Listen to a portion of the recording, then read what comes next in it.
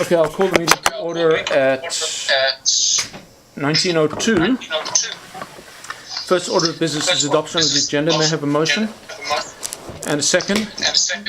Jim, unless you say, thanks, unless you say no, I'll assume that you'll be a willing second. But just speak up if you're not willing to second.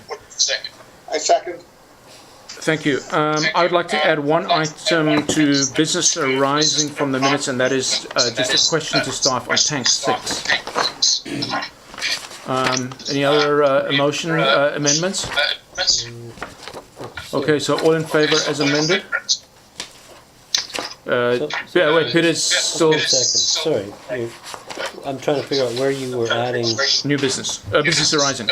Item 6. And sorry, say again what it was? Tank 6. It's just be a question on the... Okay, and the only thing I had was addition of a ground for closing, being 91E.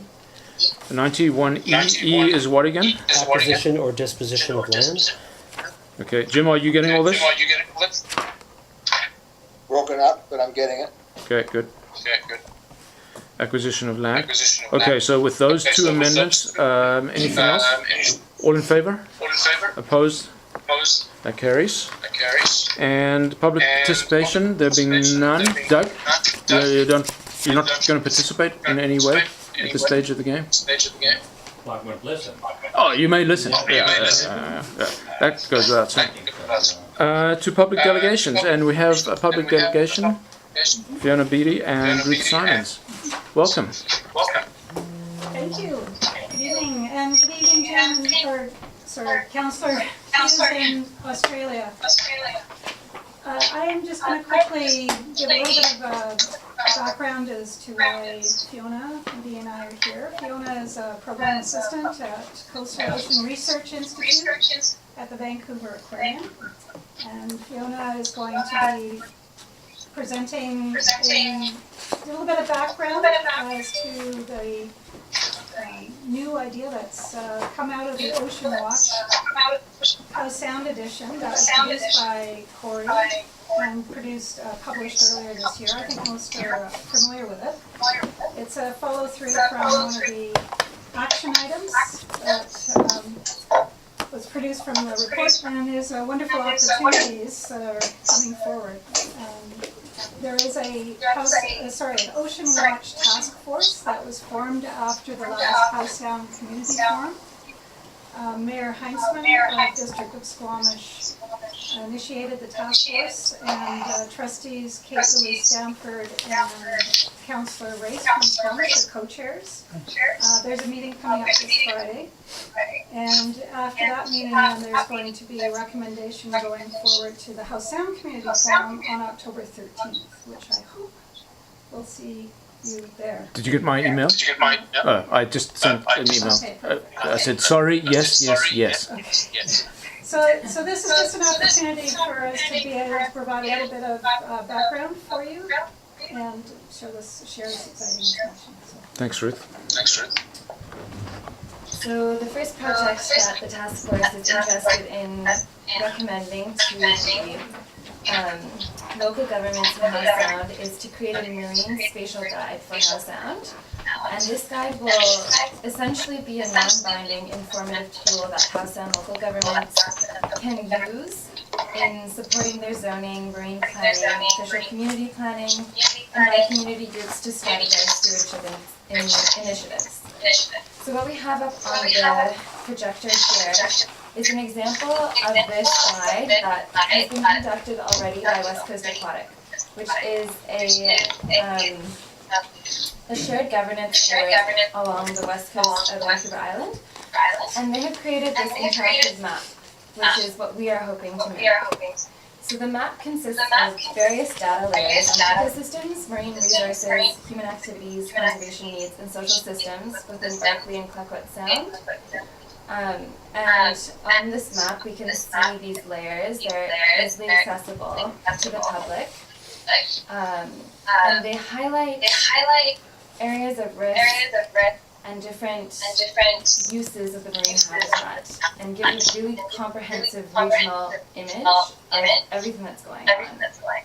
So this would be quite useful for House Sound to construct, especially since the structure of this project has already been constructed by West Coast Aquatic, and they are more than happy to share that with us. So what we are proposing is that we construct a similar tool for House Sound that will provide support and data to initiatives in marine planning. So one strength of this proposal is that a lot of the data collection process has already occurred. West Coast Aquatic gathered most of this data through conducting interviews and meetings and spatial analyses. And two organizations have already done a lot of that work for House Sound, Corey at the Vancouver Aquarium and the David Suzuki Foundation. And especially a lot of that work was conducted this summer when Corey did boat trips around the Sound to discuss marine values and ecosystem values, human uses of the marine habitat in House Sound. So maybe one exploration we can do with the map right now is if you click on one of the areas, the black outlines on the map, on the actual map. So yeah, so you can see that for every layer that you click on and off, if it's a fishing area or if you want to look more at where there's eelgrass at high risk, you can see, and then if you click for more information in that layer, yeah, perfect. That will take you to documentation that accompanies the map. And this documentation provides a list of recommendations on suitable uses and activities in each marine unit, as well as each unit's vulnerability to stressors. So as you can see, the tool provides a regional focus, but also quite specific ecosystem components for each area, and human use components. Really anything to do with the marine zone. So we are hoping to attain support from the local governments in House Sound on this project. And if you guys have any questions for it, I would be happy to answer. I've got about 300, but I'll sort of restrict it to a dozen or so. So what does support look like? Is it monetary? So that's a good question. It would be both. So we're hoping to acquire funding for this project through a variety of sources. Local, provincial, and federal governments, First Nations, as well as NGOs and external funders. And in particularly, in order to select funding from external funders, we ask that local governments provide their endorsement of the project, first of all, and then that all of the local governments in House Sound participate in a cost share of approximately $20,000 a year for 3 years. The total but total, like split amongst all of the local governments. And on Friday, we'll be kind of discussing with the local governments of the task force how they want to break that down, because at the end of the day, it's up to you to decide that. But what has been done under the Clean Air Task Force previously is that you break down these things proportionally. So if Lions Bay were to contribute, I can approximate it at about $400 to $500 or $600 per year for 3 years. Okay, right, that sounds good. And how does this mesh, or is it supplemental to the cumulative effects assessment that's underway as well? This would be a big component, a big support tool for that, and also for the Squamish Nation Marine Use Plan. So because it doesn't confer any zoning or jurisdiction authority, it's more providing the data and the research and making sure that that data collection actually occurs in a timely manner. Maybe in a more directable and controllable manner than current initiatives. I mean, it seems to me this is a full-time job for somebody. Is that what the funding is intended to support? So I think that the structure for this will be that potentially one NGO or a combination of NGOs and local governments steward this and kind of form a steering committee for it. What West Coast Aquatic has done is that it has a shared governance board of the local governments and First Nations, and it also includes industry and community groups in that. Hi. But I do think that there would definitely need to be a kind of a full. Yeah, I mean, just I'm seeing the sort of the information that's been gathered, and these guys have been doing this for a long time already, 10 years, right? Gathering information and. This tool is fairly recently. The tool's recent, but the information has been gathered. I mean, I know, Yeah. starting with the UNESCO thing. Right. Yeah. Which- So there is some of this data, or a lot of this data gathering has already been well underway. Yeah. Now you're going to be there Friday, obviously. I won't be. I'm actually going to be in Fino on Friday. So can we just see what it looks like? I'm kidding. But you can. I think probably represent, maybe not commit, but certainly represent Lions Space interests there. Yeah, thank you. And I would support going into the Biosphere Trust office and asking them how they're finding is this tool useful, how they might be using it already. That'd be good information to have. Yeah. Yeah. But this is an enormous tool, value of a tool that doesn't have to be invented over again, and so it's at least a couple of $100,000 worth of value here for a small portion of the village contributes to it. So. Well, I mean that is the thing that's always struck me about government is there's no profit motive, so people are actually willing to share information. That's the thing that stung me when I first got into the business. See that? People just. Yeah, sure, we'll give it to you. Well, I'm glad you came to explain it, because just reading through the material, and I've gone on their website, on the website and looked at the material, and the term marine guide steered me in the wrong direction.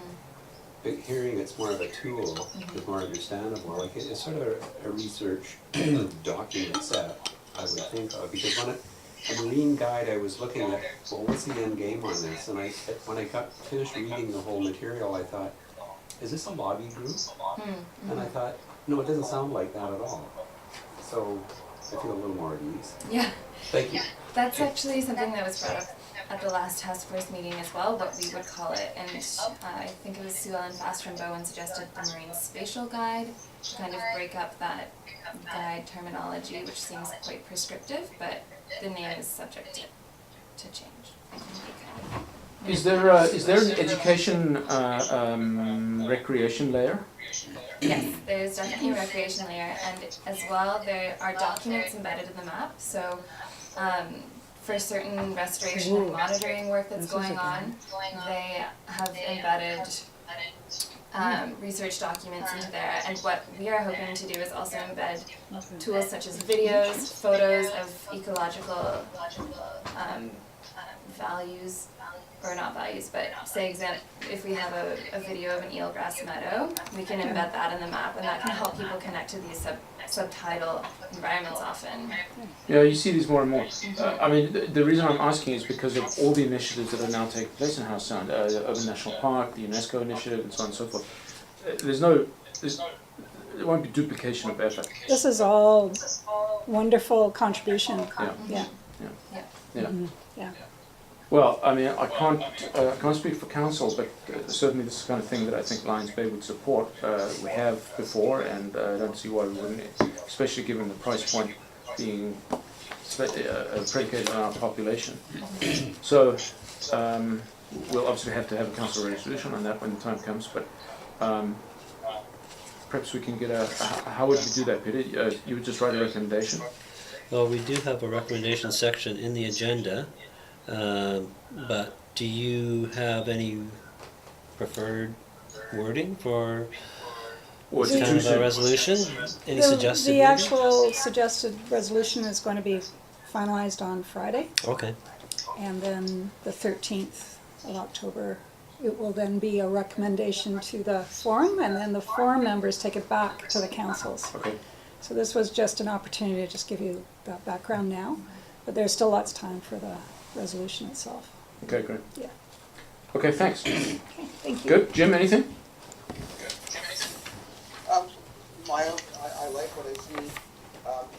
My only concern is, okay, what's the cost implications for the village and the other communities around us? Other than that, I think it's great. Okay, good. So that's a work in progress. So we'll hear on that. So thanks very much for coming, guys. Appreciate it. Thank you. Thank you. Okay, so how do you want to arrange things now? So, just a second, Jim, and I'm gonna just turn the volume down a little bit there, and I'm gonna plug you into the screen because it's easier in terms of I was hoping to keep. visibility. Okay, so should we have a recess? Just for 5 minutes? Yeah. Okay, so motion for recess and a second. All in favor? Opposed? That carries. 5-minute recess. Let's just put this on pause. Okay, resuming the meeting at 7:20. And the next item on the agenda, as adopted, is a review of the minutes of the meeting of September 12th. Can I have a motion? A second? Discussion? I had a few questions / comments. Peter, under 4A, I'd like the record to reflect what actually was answered by Louis Peterson, and that is that they have received 3,000 in revenue with another 6,500 in outstanding invoices to come. Oh, okay. And then I had a question under 8A1 on the natural hazards assessment study. Is that level of decision-making detail appropriate for the minutes? Sorry, where are we? 8A1.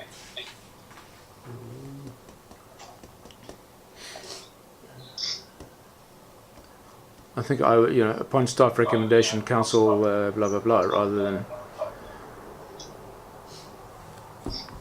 No, this is already in the public domain, obviously. I think it's fine. You fine? Okay, that's fine. I just thought it.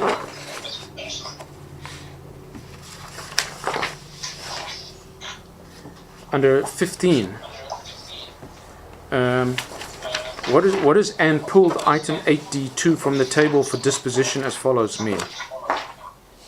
It means it was parked on the table, and then we returned, and we pulled it from the table and considered it, or council considered it. Not the colloquial use of the term pulled, but actually Actually, that's proper way. the proper, yeah. Okay, fine, the Roberts way. Okay, fine, then I'm fine with that. Okay, that's all I had. Anybody else? Yeah, I was just curious the way the issue about the Lions Bay Beach Park Advisory Committee section was handled in the open meeting as recorded. As it was tabled, it's sort of duplicated in the reporting out. So is it necessary to be here as well? It probably is, but I'm just curious about that. It's basically, it was moved and seconded, and then it was then we had the motion to table it until Right. after the close. So it became part of the record of the meeting because there was a mover and a seconder. So it became a live motion. We have to deal with it. We have to record it and show what happened. So it was on the table for consideration, and then we parked it. And then we came back to it after close. Okay, that makes sense. Thanks. Yeah, and I think that's important to do that, to show due process and nothing underhanded took place. The decision was made in close for stated reasons, and then we came out and reported on it. Right. We pulled the item 8D1. Peter, that's the way you said it. That's all? Not yanked. Jim? I agree with you, Carl. Okay, thank you. What did I say? Okay, so there's a second motion on the table. All in favour? Opposed? That carries. So the agenda, the minutes of the previous meeting approved. And business arising. I only had one, and that was to do with the report on something, can't remember. Take 6. Yeah, so, but I brought it up here because it sort of arose from the minute. Just tell us what's happening with Tank 6, which just for Council's reminder is at the end of Sunset, disused and I believe abandoned. So originally we had thought we would include it in the clean water wastewater as part of that project. For demolition and or something. but because of the cost that we're at already, we've not included it in there. Staff's thinking is that we can get an excavator up there on our own and do the demolition on our own. It's not in use at the moment, No, it's not in use at the moment. and hasn't been for a long time. No. Okay, so you've got that in hand. That's Yes. yeah, It's on our work program. yeah. And the next thing, its fate is demolition. Its fate is demolition. It's already partially come down, so, Right, okay. yeah. Okay, that's all I had there. Thank you. So we'll move on to unfinished business. Parking plan initiatives. Unless council wants to hear more about that, I suggest that we move on. That's under work. Although Peter, you are presenting only after you and I discuss the anticipated signage requirement. We're still working on the list, Yeah. so to speak, which we'll bring forward when we've completed it. Okay. As part of, whether it's part and parcel of the reporting out on all of the parking trial stuff from the summer, or whether it comes separately, I'm not sure yet, but. That's fine. I just, again, we're getting to October now. We've got a $25,000 budget sitting there for signage that hasn't been used yet. As you know, I don't like taxing for things we don't do in a given year. So fine, we'll leave that one. Item number 18, which is the Native Plant Garden Association. I believe that if council is amenable, we'll just slide that and discuss it under the staff recommendation on landscaping work. Smoking bans on public beaches. Letter from a member of the public. I responded to that as resolved by council. So, and I believe you should all have gotten that. Now, Peter, what will happen to that response? Will it come into correspondence so that the public gets to see it? I know that you're proposing a change to ultimately to the way that the agenda is packaged, but I mean, people see the request, but they don't see the response. Well, sometimes I see the response because you've already responded. Yeah, but in prior this to the particular meeting. case, I wanted council say so before us. Well, I actually wanted to hear from staff whether they had a smoking ban on the beach, which we do. So what we could do is we could bring that response to the next meeting. So it should have been, it Appear in could the have been agenda. on this agenda, right? Well, Because not, it was from the last agenda, it was something that you were to do, and then once done. which I only could did have brought today, it- to be perfectly honest. Okay, so, well, we couldn't have done that then. Couldn't have hit this agenda. No. But we could bring it and put it in the correspondence for the next meeting. Fine, We okay. could treat it that way. Okay, so some of them should do that, just so the cycle is So would closed. you like that done with this? Yes, please. Okay. And then I believe 24 can be removed from the action items.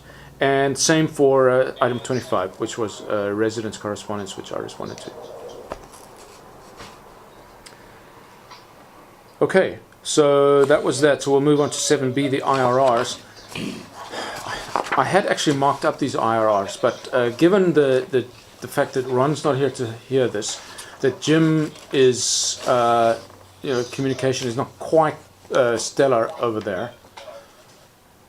What do we think about tabling this till next meeting? To you. I did have a few questions, one of which was pertinent.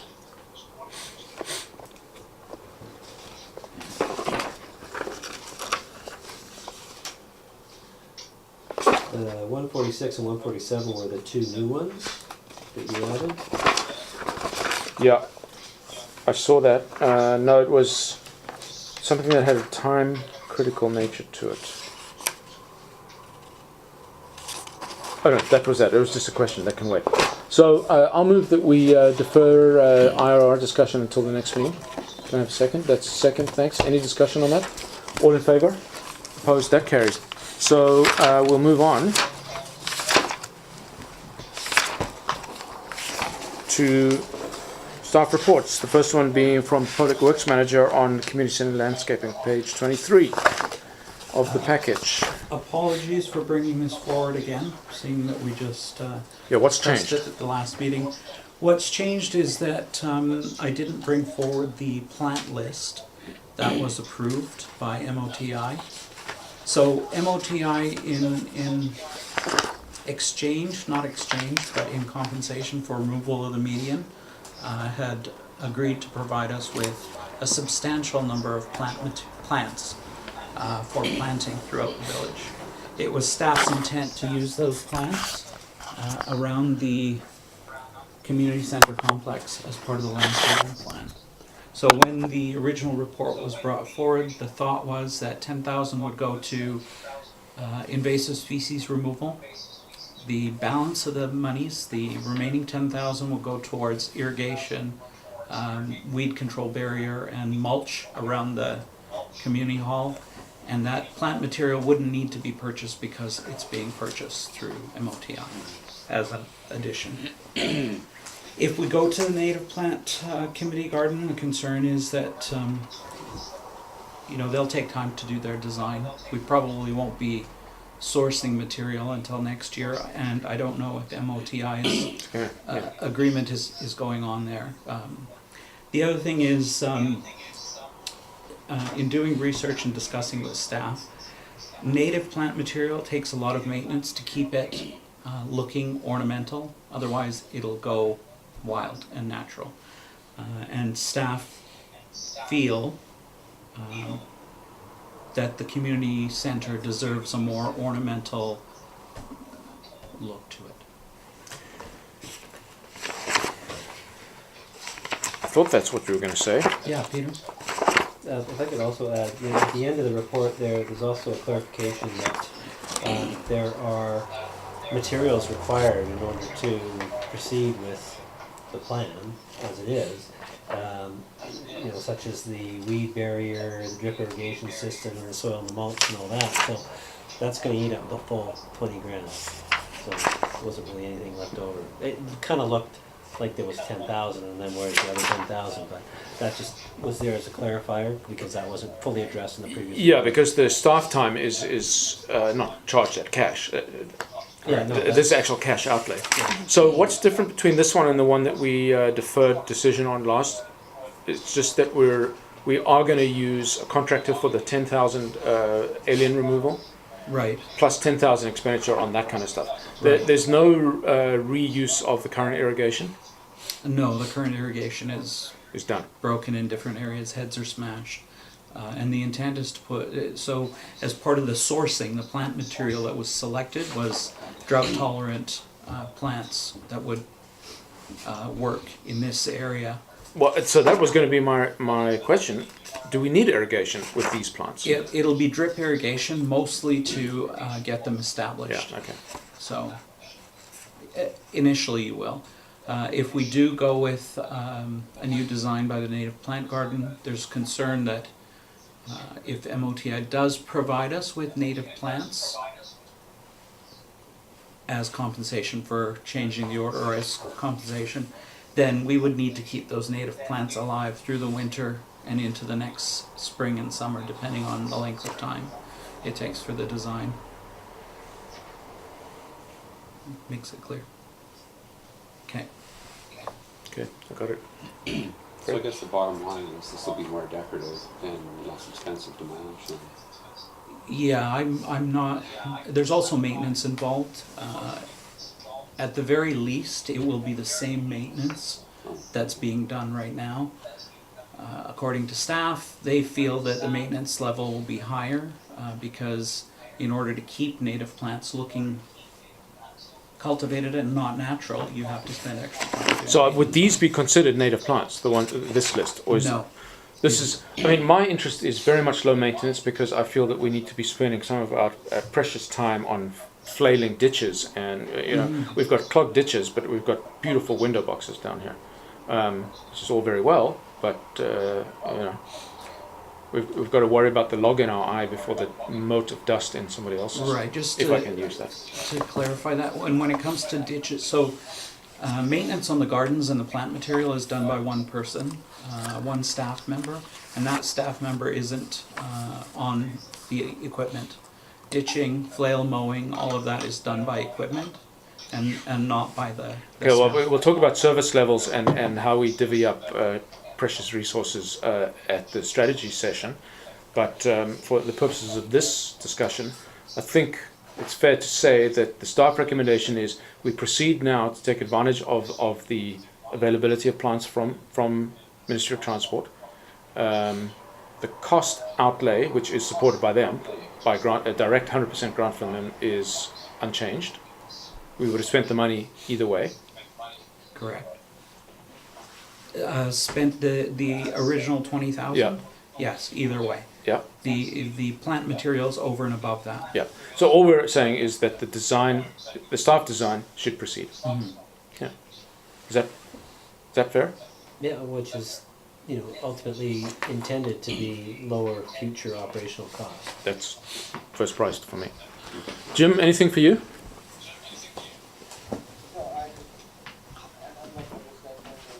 Yeah, option number one is the only solution. Yeah, fine. Okay, thanks. So we don't have a motion on the table, so I'll ask for a motion and a second.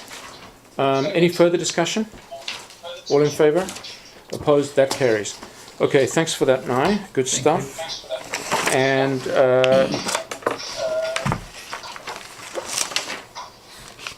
up to number 2, and that is that I'll move the council approve the close proximity bridge inspections report and load ratings project as amended at a cost of $30,500, and authorize the mayor and CAO to execute a contract substantially in the same form as attached. Can I have a second on that one? Thanks. Discussion. So in essence, what we found out is that the snooper truck, which is the truck that provides access to the underside of the bridges, is quite an expensive item, and it's a major component to the bridge inspection program. Our initial program was to do 4 bridges this year. That included level 2 testing, which we find that we don't need to do on all the bridges. How do you know that? And may not need to do it all. ISL did a preliminary Sort of check. spot, yeah. Correct. After our last council meeting, I had a discussion with them. So what they propose is that we do all of the bridges at the 31,000. While they're doing their bridge inspection, they will, on those bridges that require level 2 testing, take samples for future lab work in 2018. So they won't have to bring the snooper truck back, which is a big component to the cost. So ultimately, this will save us $10,000. Ultimately, yeah. Yeah, over 2 years. Over Yeah. 2 years, yeah. Yeah. Yeah. Okay, sounds pretty cut and dry to me. We have the money. Yes. Question I have is, I'm curious, what is chain dragging and air void analysis? So chain dragging is a technique to determine whether you're getting delamination. So within the concrete of a bridge, there's steel and rebar, and what often happens is that starts to rust and you get separation of that layer. Dragging a chain, it's basically a long pole with a bunch of chains with acoustic sensors. They can tell as the chain drags along the bridge whether you're getting delamination or not. Yeah. Oh, okay. I haven't heard of it before. Air voids is taking a core sample and looking through a microscope at the voids of air, whether there was proper vibration and settlement of the cement. And the right PSI concrete and all that stuff. Correct. There's also anion testing. There's a variety of second level testing that we don't really need on all our bridges, but we included in our original estimate. Are you in a position to say today whether any of our bridges are at an unacceptable level of risk of catastrophic failure? No, Can't because say that. we've never looked at the undersides of our bridges, so we don't know any of the I-beams, we don't know if there's corrosion, we don't know if there's delamination or corrosion starting in the steel embedded in the concrete. So there's a lot of unknowns, and this will be the starting point to figure that out.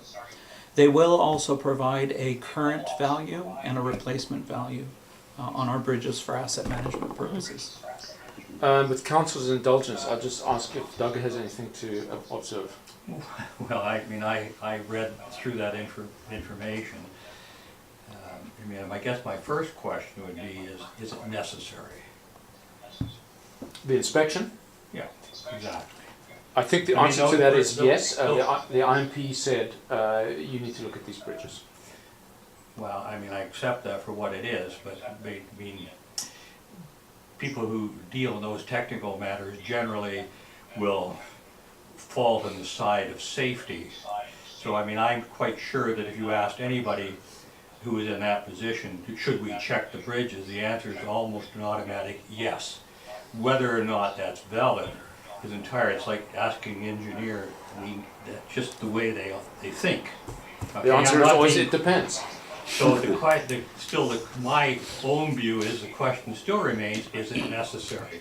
So, you know, I'm not sure how you establish that. I mean, it may well be you spend $30,000 or $40,000 to find out that this is entirely unnecessary, and that would be my concern. So then, you know, 15 or 20 years hence, you'll be doing exactly the same thing. I mean, you're talking about bridges. I mean, every bridge, I saw in there was $5,000 per edition for 8 bridges.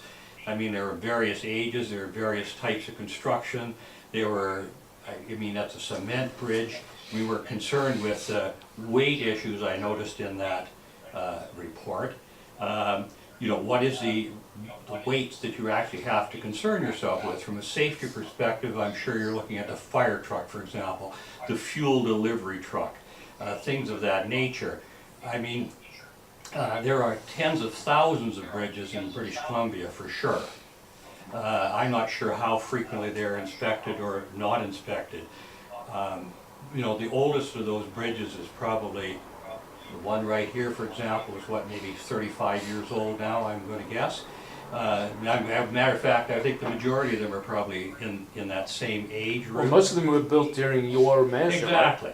And they were built to the standards which were to what the province of British Columbia highway standards would have been at the time, which are probably, in my personal opinion, some of the highest standards that one would expect. Now, if you had a contractor who was doing development, you'd probably have to keep an eye on him to make damn sure that he built them up to an acceptable standard.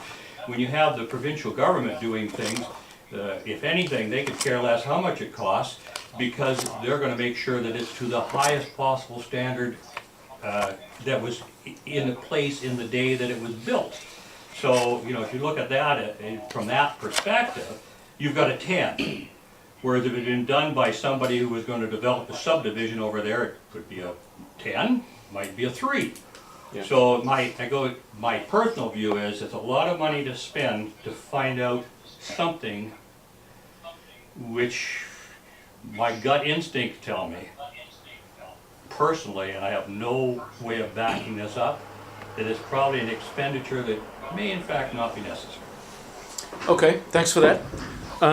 Yeah, I don't want to rely on my gut on this one. How often did you inspect bridges in West Van? In West Van, it's done to the BC provincial standard. So basically, BC is the only province that doesn't have a mandated standard for bridge inspections. Other provinces, such as Ottawa, etc., have mandatory 5 years. Every 5 years you got to inspect your bridges. Every 5 years you have to do inspection and a load rating. The province recommends it. BC Highways, MOTI, their standard is every 5 years. And what you get from the bridge inspection isn't just an inspection on what your bridge is at. You also get a maintenance program, so the routine maintenance that we're required to do on the bridges. Lions Bay's bridges have not been maintained since they were installed. From what I can gather in talking to staff and going through records, there's not been a proper bridge washing program, proper bridge maintenance at all. And what this program will do is provide that routine maintenance that we're required to do. But first we need to know where we stand. Correct. So the Jim, this is rating, your business, so what's your input there? Councillor Hughes? I'm looking through this document here, and I'm thinking back my years as for doing bridge inspections, and my experience tells me all my warning bells are going off when we start ignoring bridges, because I've been involved over years in a number of highway bridge inspections, working with the bridge inspection units all throughout the province, and I think that if there's anybody in the province there's nobody in the province more qualified than the Ministry of Transportation and Highways crews that do the bridge inspections with the bridge inspection units. Now, they do a lot of big bridge inspections, but they also, most of their staff and most of their bridge foremen are qualified and quite capable of assessing the bridges that we have in the village of Lions Bay on our minor roads. And Yeah, but we're not talking about Modi doing this work, right? This would be a private contractor. Okay, the bridges that we're talking about have not been inspected, I don't believe, for a long, long time since they were installed. And I don't even know if they've been inspected since they were installed. So I would agree that we need to take some action of some sort. And I look at this report and I'm thinking, yeah, it seems like a little excessive, but at the end of the day, it may be the only thing that clears out our responsibility and covers our butt. Yeah, well, I mean, I suppose that's one way of putting it. What did we budget for the project this year, originally, at budget time? At budget time, we budgeted 40,000. That was based on, again, a level 2 inspection. With sampling. Yeah. So what we're doing now is we're doing a level 1 on all the bridges for 31,000 rather than 40,000. And that was a level 2 on half of them, and then there was going to be another 40. On all of It's them. in the 2018 budget as 20 and this year's budget at 20, Yeah. 4 and 4. But now we're recommending doing 8 at a lower level of inspection. Because we feel, Less based money. on expertise, that's good enough. Basically, what the recommendation is that we do all 8 at level 1, and they will take samples while they have the Yeah. super truck out. Okay, well, I think we've all spoken twice on this, more or less. So, my final thinking is that I would like us to know. Fred? I guess my concern about the whole thing comes from AECOM's report in the IMP, where they had estimated costs of repairing these bridges, and the bridge in particular on Alberta Creek at Bayview Road, the private use one, the cost to repair and maintain that thing I thought was unrealistic. It just seemed like it was overkill. So that part of it I have trouble with, but for bridges that were built in the 80s, seismic requirements I think most likely are quite a bit different, and I think it would give a lot of comfort to know whether or not the bridges are going to come down if we get a bit of a shaking. Yeah, we're not talking about the private, it's not a private bridge, public bridge, it belongs to us. Is that bridge included? Mm-hmm. All of them. That's one of the 8? Yeah. Okay. I think we already know the answer to that one. But yeah, so we'll get a comprehensive report and then at least we know where we stand. Okay, are we ready for the question? Jim? Any more that you need to know on this one? No, Okay, so there's a motion on the table that's been seconded. All in favor? Thanks. And opposed? That carries. Okay, thank you, Nye. I think the next one will be a little easier. Pam, lay it on us. Forklift. This is really kind of the fine-tuning of the presentation I did for the mid-year review. We had talked about the forklift coming in over budget, but I just failed to get a resolution for the approval for the over-expenditure. So just as a reminder, we had got some quotes. We had thought 13,000 would cover for the forklift, but the recommended unit is 21,200, so there's an $8,200 essentially over budget, which I feel can come just from surplus, and that will be confirmed, and we can go into more detail when I do the third quarter review, because that will be much more detailed and we'll look at capital. But basically staff is asking council to approve the additional capital expenditure of 8,200, so we can go ahead and purchase the forklift. Okay, I understand the driver. I don't like using the concept of it comes from surplus. That's just a cash flow issue. We budgeted 8,200 less, so we're exceeding our budget. We're asking for a budget variance, not where's the cash going to come from. So that is the issue. So we budgeted, sorry, one more time? We budgeted 13. 13. And this is going to be significantly more for a forklift, which we have to have and which we don't have today. The units that we received back, so we went out to, I think, about 5 or 6 different vendors that work with used forklifts. The units that we received that were in the $13,000 range were units that were earlier than 2005 and had over 10,000 hours on their engines. This unit is a 2011, I believe. Yeah. 2011. Yeah. 3,000 And has hours. 3,000 hours on it. Propane or diesel? It's propane. The unit we have right now has 5,000 hours, and the engine is failed. It's dead. Yeah. Yeah, the only reason I'm even quibbling is, I know what we went through with the previous backhoe. That became a bit of a cause célèbre. I don't know how you pronounce it actually. Fiasco. I mean, if council directs us to purchase a unit for 13,000, we will. Yeah. But I don't think at we're gonna 10,000 hours, I'm not sure how long it'll last. Okay, we should have had a motion second on this one. So can I have a motion just to get it on the table? Thanks, in a second. Thanks. Any further discussion, Doug? I'll call the question. Sorry, Fred. One question I have is, what's the usable life expectancy of these things? Well, I believe in 5,000 hours. in speaking to Garth, we've had our unit for about 17 years. Does that make sense? Yeah, it could be, yeah. And we've only put 2,000 hours on it in that time. So we don't use it heavily, but we when we do, we need it. So This is to reach stuff up onto the highest shelves. Will this be not proof? just that, it's also for unloading trucks. So Yeah. when the chlorine comes, we're not hoofing barrels. We're using a forklift to lift the pallets out. Yeah. Will this be proof against any future public works yard design that you can conceive? Absolutely. This unit is It'll a reach- taller unit, so it reaches higher and has a higher lifting capacity. Right now, some of the things we're lifting with it, we're not. It's going like this. Are at the threshold of the machine. Okay, we ready for the question? Jim? All in favor? And opposed? That carries. Thanks, Pam. And Peter.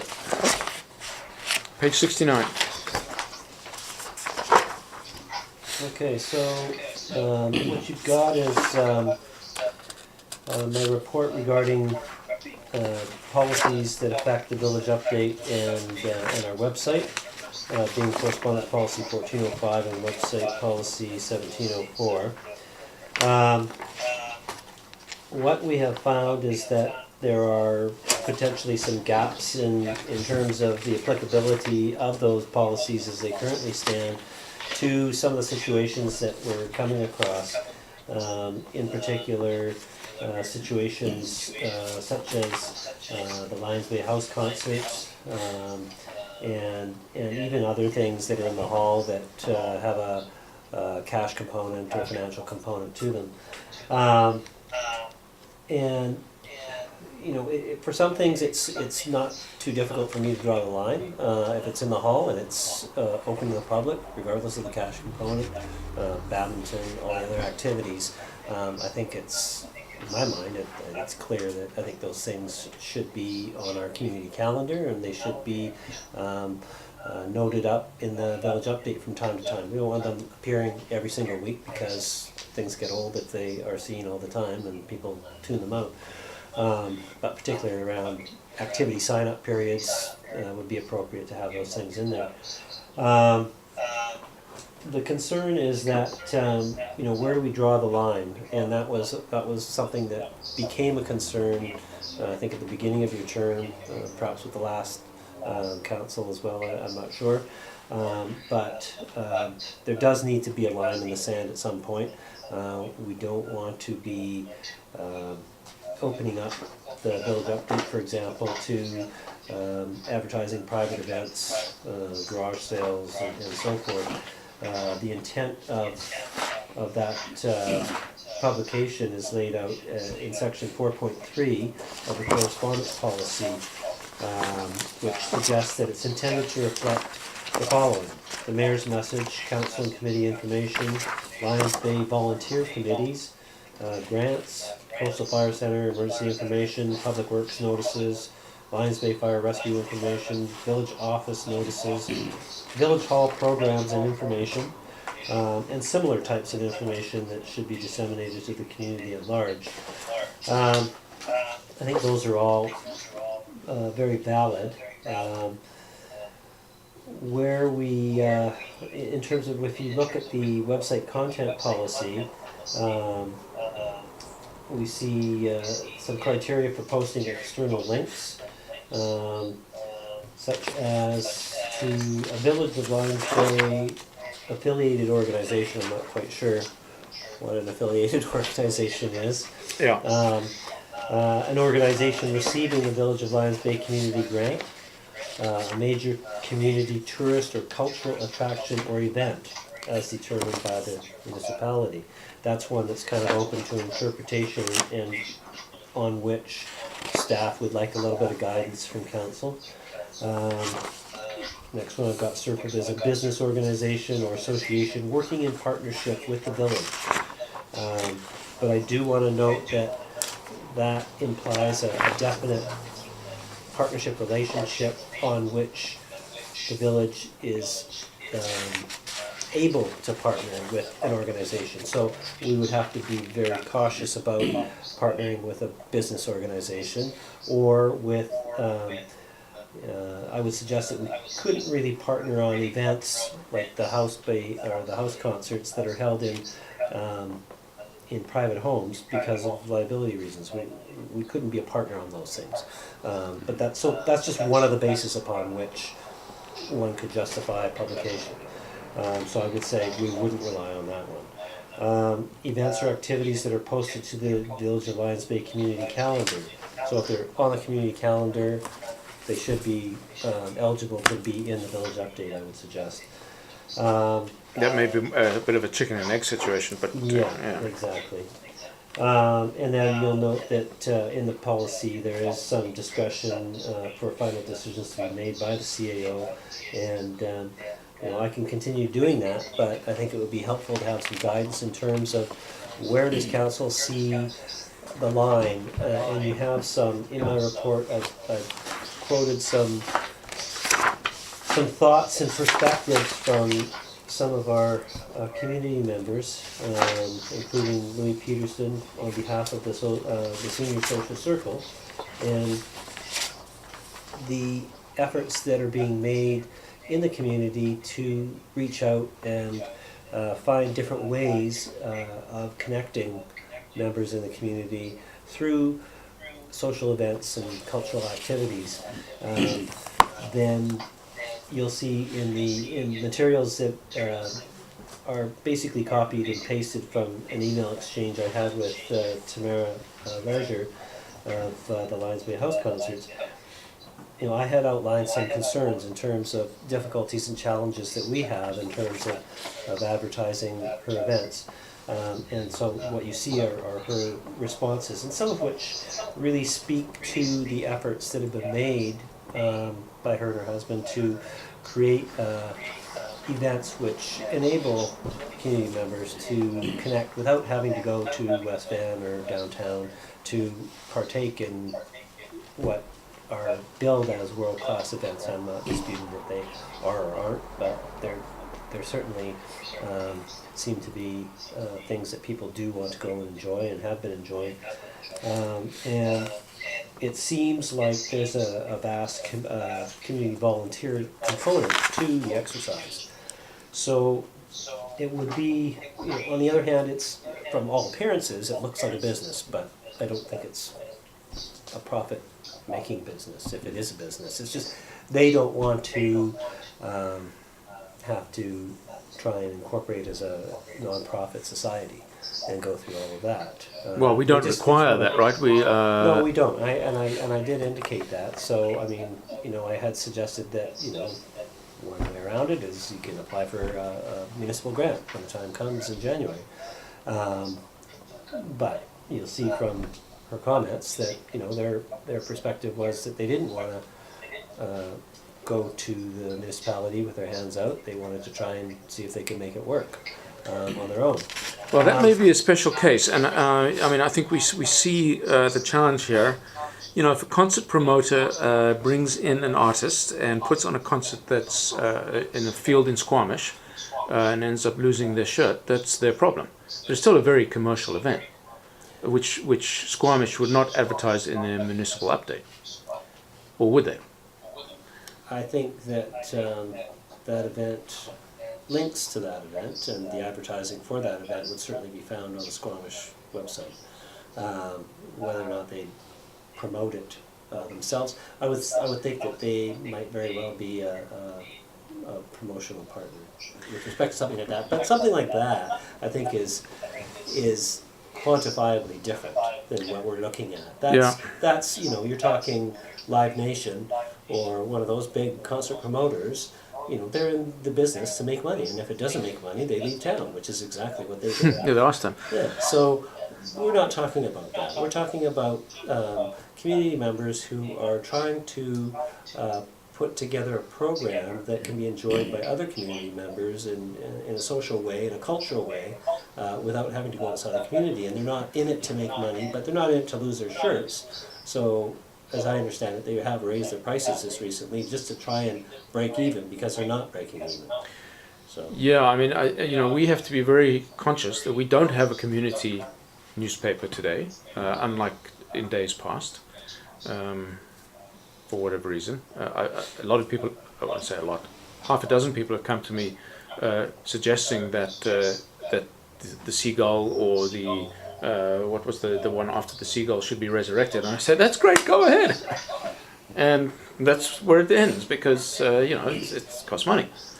So why I'm saying that is, you know, we have a bit of a fuzzy boundary there, where you know, maybe the municipal update does need to take on something of a community newspaper element, which is not strictly kosher in terms of municipal endeavor. Well, I'm not suggesting that, because I think that's going too far the other way, but I do think it is important to recognize that there is no local newspaper, and so providing notice of activities and events, particularly those that are cultural in nature and have no other way really of making themselves known, other than through providing notice on our website or in our village update. But I don't want to see the village update turned into the community newspaper. That would be present all kinds of issues for us. Yeah, time being one of them. Well, I think the criteria I see with this in regard to the house concerts and stuff is that, a note I made to myself is, if it promotes a social interaction that leads to a sense of an active community that becomes part of the village culture, then we should support it. But, you know, with that provision that if somebody wants to sort of take advantage of an opening that wasn't intended, the CAO still has the discretion to yay or nay it. Mm-hmm. That's sort of the safety valve I would see. But by all means, I think anything we can do to encourage a sense of community, to develop the culture of Lions Bay as opposed to just being a bedroom community. I'm all for it. Yeah, I think I agree with that completely, as I'm sure you all know. I think my sole criterion would be if it's truly open to the public. I would see it being worth a mention in the village update. As I understand it, it is, but obviously in a small venue you're going to have limits as to how many. Oh, there may be restricted number of seats, just like anything. Yeah, yeah. But if we're talking about specific instances, I think that's the case. But it's in a more general guideline. If it meets that sort of cultural community test, and truly open to the public, and not priced at a prohibitive fee, so that it would take a very special member of the general public to qualify. So it's a nominal fee rather than, or you know, a cost plus zero type of fee. I mean, are you suggesting that you're going to next go around you're going to come up with specific wording that reflects this kind of discussion? Yeah, I would bring back wording that reflects council's intentions, and you could wordsmith it. And I would suggest that we need to discuss this at the strategy session, which is upcoming. It is under any one of the strategic goals. There's no particular rush, or is there? I think it's an activity that's been going on for 2 years now. They would like some support, I think, is what they're asking for. You're talking specifically about the house concert. I think something that could probably, if you want to have this as something that requires discussion at the strategy session, then that's fine. I'm sure Maybe that's a wider issue. So if you're looking for specific guidance here, I would say nods around the table. I think it meets those criteria. Go ahead. And so by the same token, I would want to, if necessary, clarify in the wording that some of the other examples I gave of, community activities that are in the hall, or, what do you think of the situation where it's like the Boy Scouts are doing a bottle drive? Is that something that ought to be provided notice in the village update? Yeah, I think we appreciate the difficulty in where the line is. And it's not something we want to leave up to general discretion, because different people would have different criteria. Yeah. But I can craft something that I think meets with what I'm hearing council suggest is appropriate, and then if you're not happy with it, then we can punt it and I can try again, or we can have a different discussion. Are you okay with that, Jim? I see him nods there. Okay, let's do that. So, did you have a recommendation in your report, Peter? Which was recommendation 2, right? Yeah, but basically the recommendation is that the Council directs staff to do number 2. yeah. So amend the policies to return to the next meeting with wording for council's consideration. Fine. Okay, we'll take that as a motion. Thanks. Second on that? Okay, we have a second. It's been moved and seconded. Any further discussion? All in favour? Opposed? That carries. Thanks. And where are we?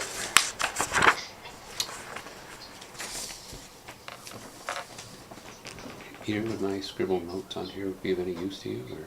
Possibly. Okay. I'll take it. Thanks. Now that I'm looking at this, this agenda is a little odd in terms of the hierarchy of things, but you can fix that, Peter. A staff, mayor should be a capital B, right? And a level 2. Doesn't matter. Yeah, it should have been a B there. Yeah, that should be 2 indents to the left.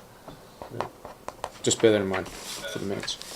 Yeah, okay, so I was conscious today, I actually realized I should be providing these comments in written form so that they form part of the record.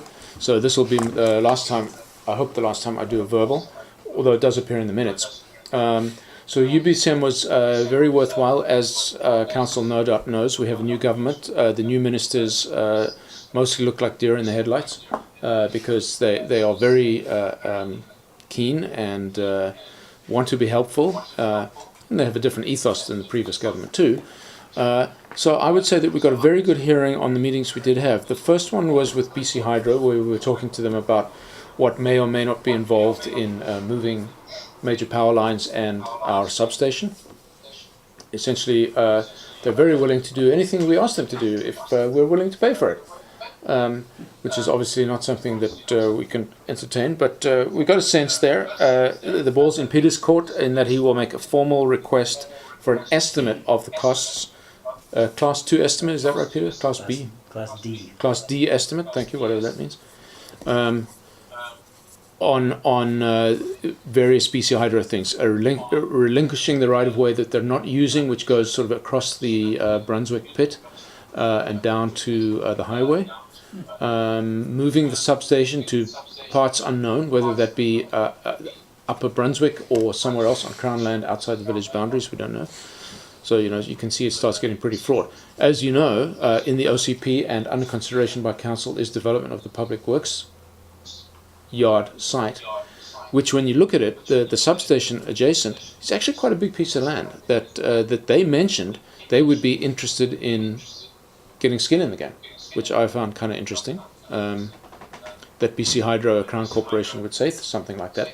But if they were participating in the sale of the land to highest and best use development, whether that's multifamily or whatever it turns out to be, based on planning input. That's right, Peter. They said that they would be interested in selling the land to the developer. If it was feasible to move the substation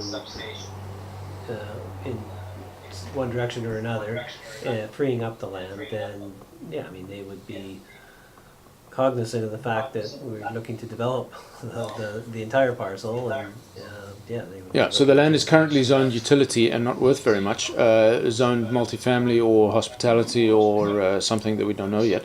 It's worth a lot more. So that may be where their money to move the substation comes from. So that's BC Hydro. Then I met with the Minister of Transport and her minions to present the council-endorsed average speed over distance policy. She was receptive, and I have a follow-up call with the regional director on Wednesday. Not tomorrow, but next Wednesday. Peter, I'm going to send you a calendar invite on that one. It's at 9 o'clock, the telephone. So that's going along. We may have been skunked by the Capital Regional District, who is asking to do the same on the Malahat Highway, and they may have a more pressing claim simply because they're closer to the seat of government. But anyway, we'll see how that goes. But it's at least it's out in the open now. And I was very inclusive with the technocrats around the table, the Modi technocrats, saying, I know you guys know about this. Really, this is a policy decision around the table at a political level. So that's what I'm asking government to consider. Then we met with the 4 metro municipalities. Met with the Minister of Finance, and who also happens to be the Deputy Premier, about 2 specific requests that council is aware of, which just remind you. The first is that we participate in the rural grant, which is essentially an uplift to the small communities grants and a little bit extra. Why? Because we face the same challenges, in fact, some would argue more challenges, being in close proximity to the big metro municipalities with their buying power and attractiveness to staff and all that stuff. And also to participate in the carbon tax rebate that rural communities get. That's $200 uplift on the homeowners grant, which it would go to homeowners, not to the municipality, but it would help, and it would be something that for the same reasons that we're for all intents and purposes, despite our proximity to the big city, we're rural. And then we also ask for consideration when the time comes to acquire government-owned land at nominal price. In Lions Bay's case, we have 2 Modi-owned parcels. That's not really a Ministry of Finance thing, but we just mentioned it to them. Again, Minister Anton was amenable. Not Anton? No, that was the old one. That was the old one. The old AG. It's Carol, isn't it? Yeah, Carol. You pals? Last name? No, I just can't remember her last name. I went Carol and went blank. It was Carol. It is Carol. Former James. leader. James, that's it. Okay, so that was my report there. All in all, good.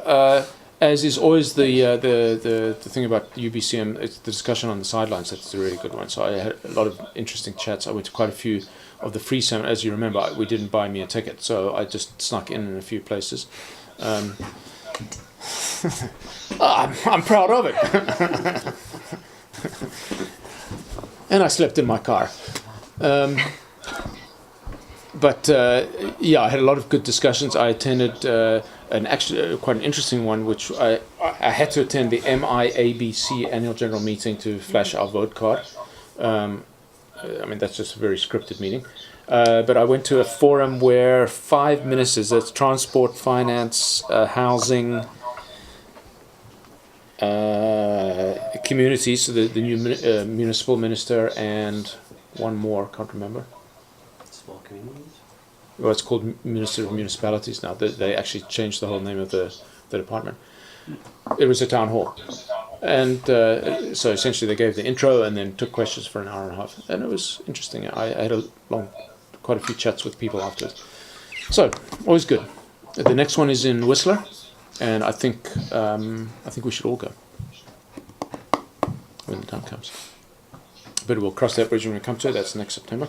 So there ends my report. Council, anything you want to mention under the council banner, committee banner? Don't want to report on. Well, I guess for the IC, we had sort of a catch-up meeting about our last one. There was no real new business as such. It was basically we handed the floor to Mai. He got us up to date on all the things he's been working on over the summer. So it was a time for the IC to get educated as to where we're at. But I think that was the extent of it. Yeah, we got a good report on the progress on the weirs, but that report has now gone out to the public in last Friday's thing, so that was good. But once again, congratulations. It's really nice to see that clear pool of potable water behind the weir. Of course, it's not going to look like that much longer, but it looks nice for now. Okay, good, thanks. So we'll move to emergency services. That's not a separate report to the next one, which we'll move to now on page 83, the police report. Either I or you, Peter, were going to ask them to not say that the highway is within jurisdiction of Lions Bay. I think that was me. But I will have a discussion with them on next Wednesday as well. I'm meeting with them at the cafe for coffee and donuts. Both our community policing constable Gary Sadu and the NCO in charge of the station, Jolene Percival, we're going to just meet and talk about noise on the highway. So I just FYI, as you know, we have residents desperate about the noise on the highway. In some cases, close to tears, particularly from motorbikes, which are growing every fine day. At quitting time, the highways come up and down. I mean, the motorbikes. So I was talking to Constable Sadu today and said, please come down at between 5:30 and 6 this afternoon, and see. And lo and behold, quiet as a mouse. Because they were sitting there. All these motorbikes, and I was walking the dog, but I actually just stood at the oversight for a while to look. These guys are all sitting up on their bikes doing 60 through Lions Bay because the police are here, which makes it promising for average speed over distance. And it was quiet. I wouldn't say you could hear a pin drop, but it was quiet. Whereas yesterday, these guys are whipping through here at 150 and 6,000 RPM because they can, and it's fun. So. I'm going to have to talk to them and say, it's only because you were here that you didn't hear this noise that I keep talking about. But anyway, I'm going to ask Modi for some permanent noise logging equipment as well, which maybe now you and I need to talk about in case you have any specifics. But we'll talk about that over the course of the week. Okay, so the only question I had on the police report was the false alarms. I don't want to be having, because they have to come down here for false alarms. Is there anything we can do as a municipality to stop this happening? I know some municipalities fine residents for false alarms. Yeah, we don't actually have the statutory jurisdiction to do that, which is why we had to repeal that bylaw. So, how do some municipalities have that jurisdiction?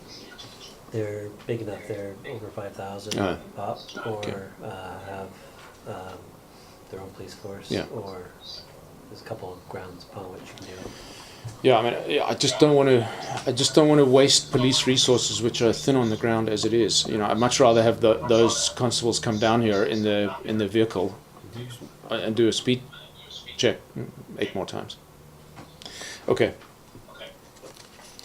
I will write to them and ask them to drop that designation that the highway is within our jurisdiction. It's a nicety, but I don't want on the record like that. Maybe within our boundary, but not jurisdiction. Boundary is fine, yeah. I would almost say it's within the coverage area of Lions Bay Fire Rescue, which is actually more to the point, which of course stretches from Horseshoe to Furry Creek, right? Right. Yeah. So that is actually more to the point, and those numbers would then go up. Okay, I won't harp on about the noise, but noise is becoming an issue. With traffic growing 15% a year, it's really starting to impact Lions Bay. And if you live close to the highway, as I discover when I walk the dog every evening, it's debilitating. That noise is I mean, you don't hear it as much because you're up a little bit. No, it channels up the channel. Oh, so you do hear it. And it's not just the evening, it's from 6:30 to 8. People just go roaring through there going to work. It's noisier now than it ever has been. Yeah. I want to start quantifying that. If not, it's very difficult to quantify noise in absolute terms because it depends where the microphone is. But you can qualify it in relative terms to show where the spikes are, where motorbikes go through, or noisy trucks, and if there's slugs of it, and correlate that to weather, correlate that to police enforcement, all that stuff. That's what I'm going to be talking to Modi about. Just to put a sensor on the same pole as the camera and feed the data. Okay, enough said on that. Everybody good on that? So a motion to receive the report and a second. Thanks, and all in favor? Opposed? That carries. And I guess I should have had a motion to receive the mayor's report, verbal though it was. Thanks, and a second. Thanks, all in favor? Opposed? That carries. Moving on to resolutions. Peter, what's this about? So looking ahead on the calendar, we noted that first Tuesday of January 2018 is going to be January 2nd, and followed by the 16th would be the 3rd. We felt it would be advantageous and practical to move that, reschedule those for January 9th and 23rd respectively. Simply because it's too close to the holidays. Yeah, I think it'd be a lot more productive meeting on the 9th as opposed to the 2nd. Yeah, because everybody will come back that day, in fact. Yeah. Okay, can we have a motion on that? Thanks, and a second. Any discussion? Everybody good with that? Mm-hmm. I mean, it's quite far away, but I'm sure we're going to be here anyway. In fact, I wouldn't have been able to make the 2nd now that I'm thinking about it. Okay, so that's good. So I'll call the question. All in favor? Opposed? That carries. Thanks, Peter. Bylaws are none, so we'll move on to correspondence. Fred, do you want to do the honours? Page 85. Yeah, first one's from new Minister of Municipal Affairs, Selena Robinson.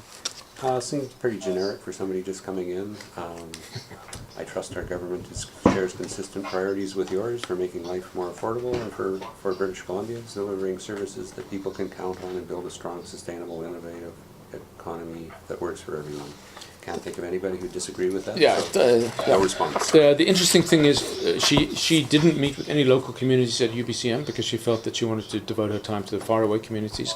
But there's sort of a come and see me anytime in Victoria, which is a little inconvenient for us to get to. Yeah, right. She's also responsible for TransLink, and I'll report on what's transpiring at TransLink next meeting.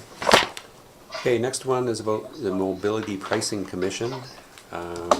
It's unfortunate we got it, it was sent to us on the September 15th, and they wanted an answer by the 20th if we could name a volunteer to be nominated.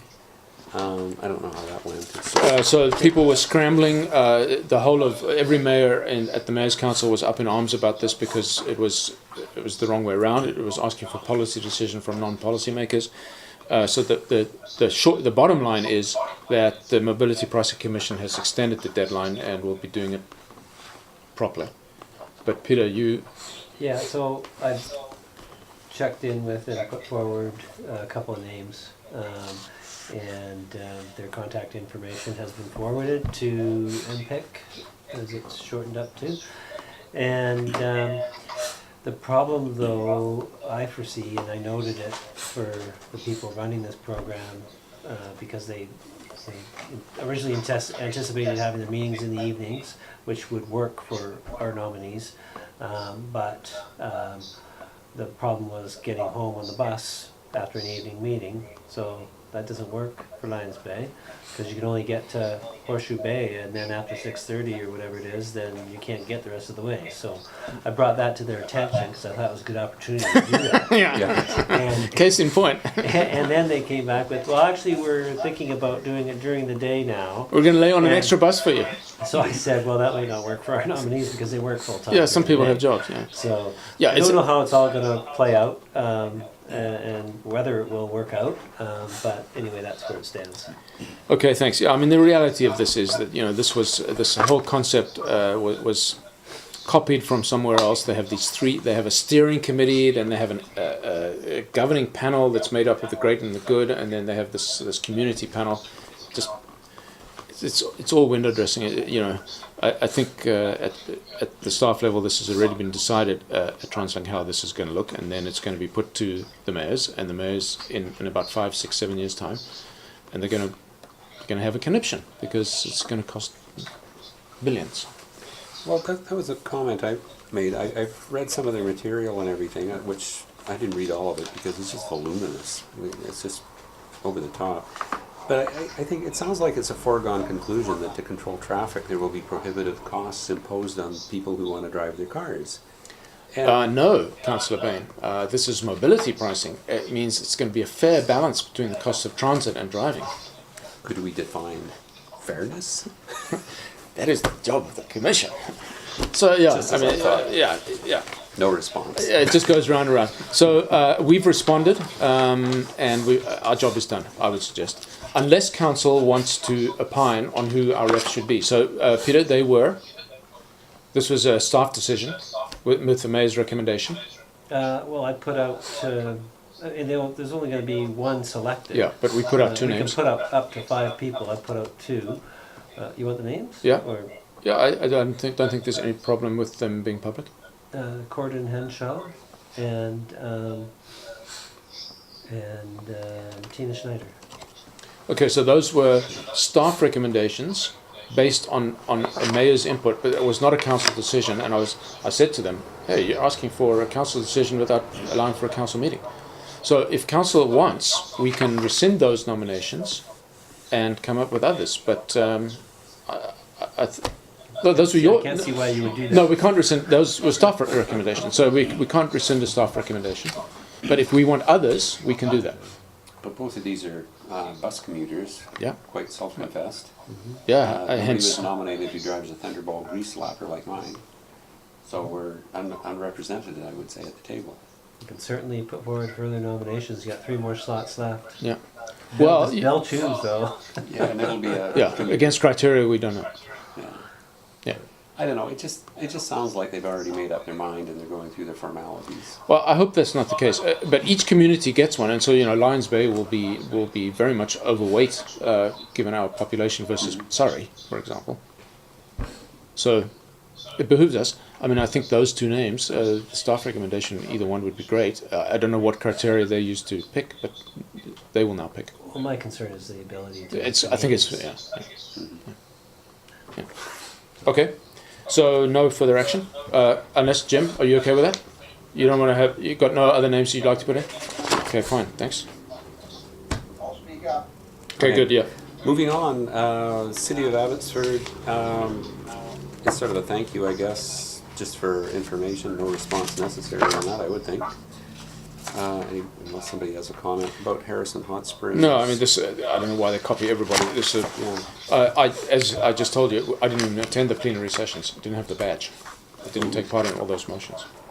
Covert attendee. Metro Vancouver Council of Community for Homelessness tables. Interesting progress and stuff. I don't think we need to respond to it, but. No, I don't think there's an ask here, so nothing to do. Yeah. And then we've got one on behalf of Heather McNell. See the email below for who that was for. That was from her. Okay. I think it's some Metro Vancouver sort of just touching base right now of what they're doing with Metro Vancouver 2040, shaping our future. I don't think there's really any. Yeah, I think this is just required. This is the regional OCP. They're required to update us on changes. Updates, yeah, and there was a stack of 80 pages or something like that. Yeah. So I just said, no, we can look at the link and look at the changes. This goes to the Metro Board, which I am your proud representative on. And when they call for a weighted vote, Lions Bay gets 1, and each Vancouver councillor, of which there are 5 on the board, get 7. So guess whose OCP this really is? Yes. No surprise. Jim has a question. I have a question. These links that are shown in here, okay, is it possible that this kind of stuff it could be considered general public information, and we should actually be referencing some of this stuff on our website? Well, Because they're asking for input from the village and from council. And they're listed as public documents, and I'm wondering if it's not a bad idea to put some of this stuff up on the website. It's not a bad idea. Yeah, point people at it. It's all there for the asking if you know that it's there. But yeah, maybe we can direct people to it. Otherwise, people aren't going to know what council's looking at.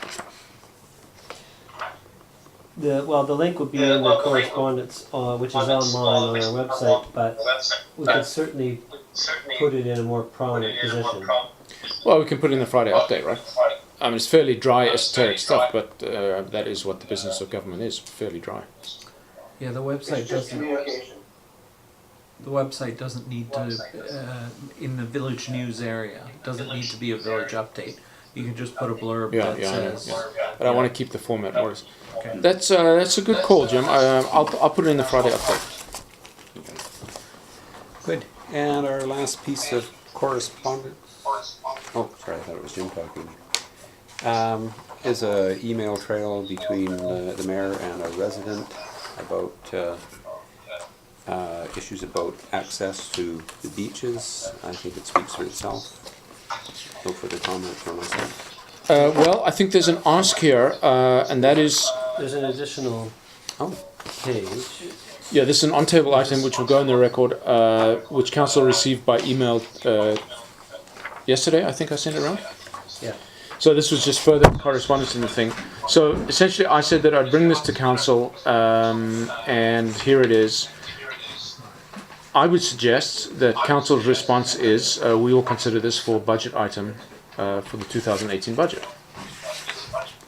Essentially what the ask started out a little differently to how it ended up, and how it's ended up is maintenance and opening of rights-of-way, which, as council knows, there are 4 of in the village, 2 on Lions Bay Avenue and 2 on Brunswick Beach Road, one of which is soon to be closed. In fact, no, we've already closed it, right, Peter?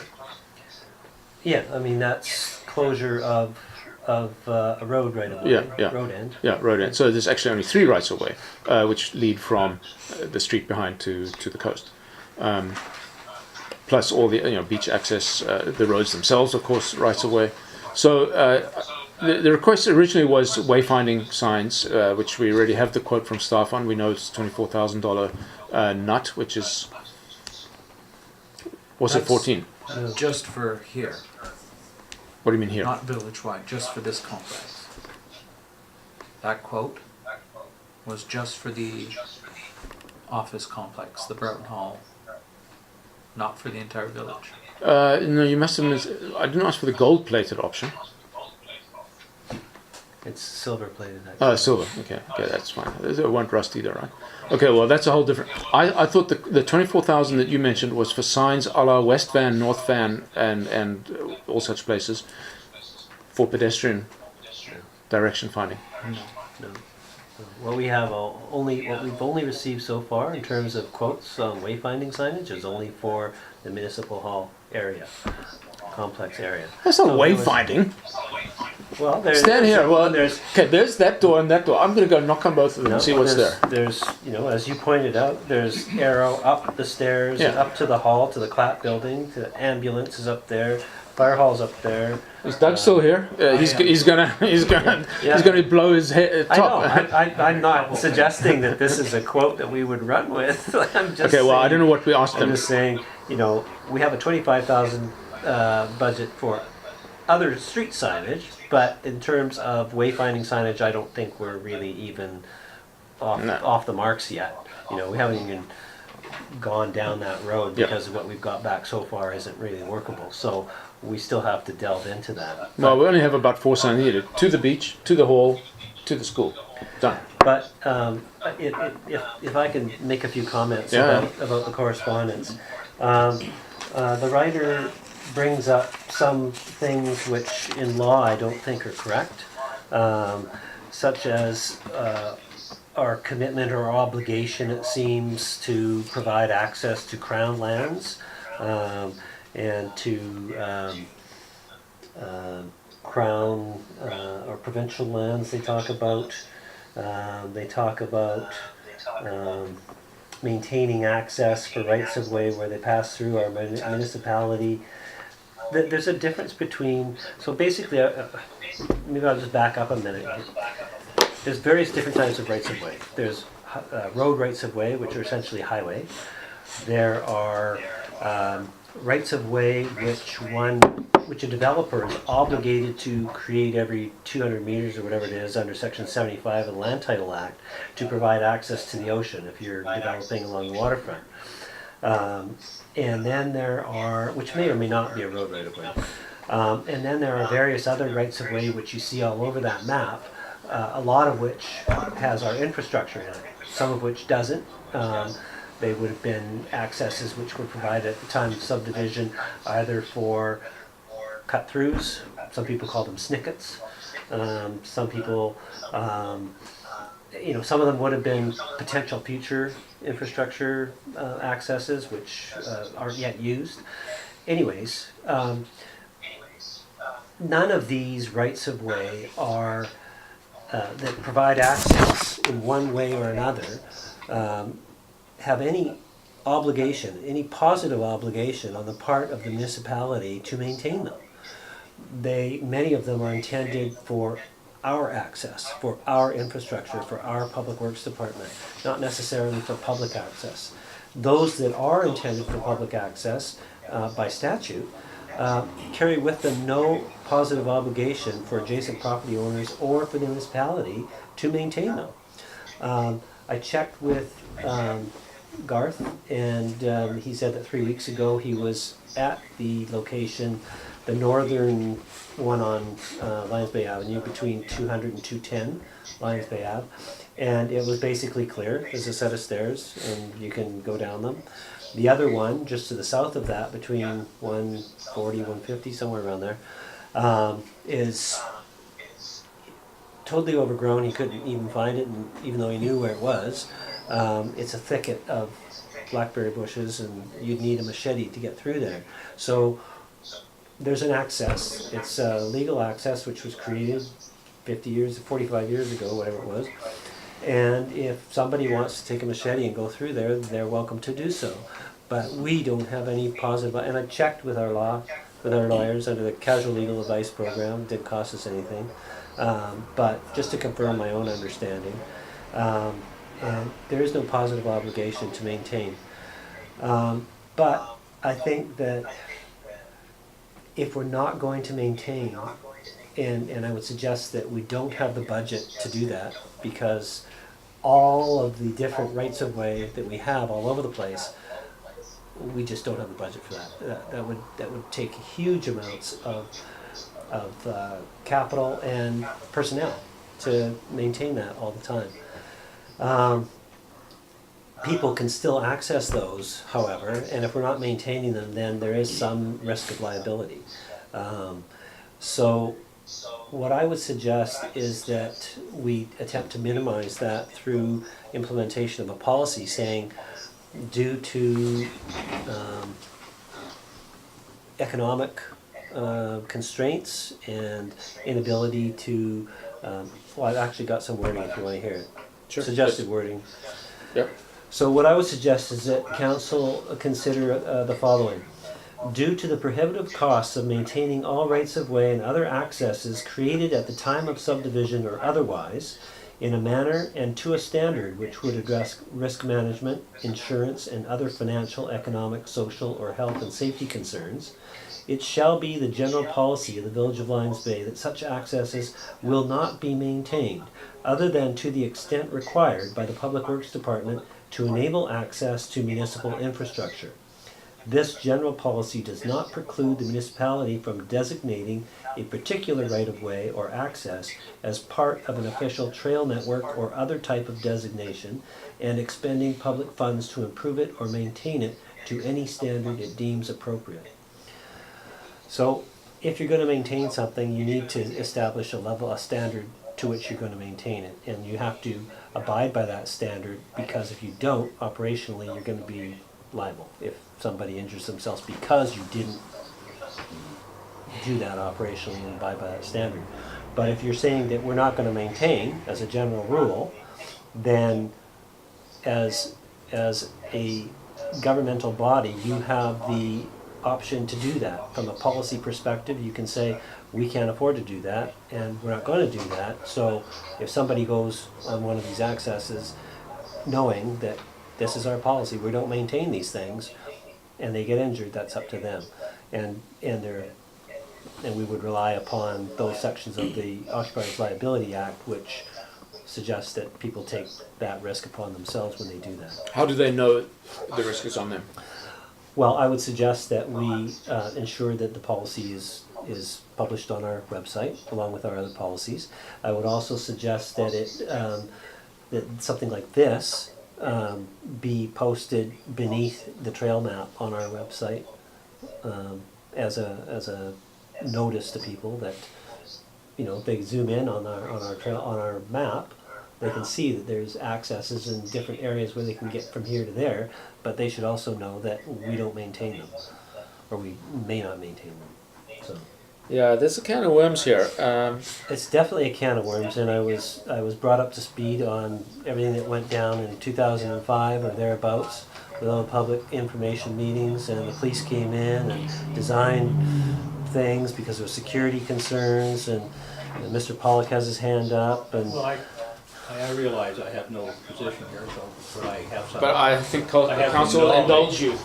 So, to go back, to deal with specifically with the Lions Bay Avenue public access to the beach, those have been there since subdivision. And a particular member of council, unnamed, had a bee in his bonnet that somehow or other. So it was male. Male, it was a male.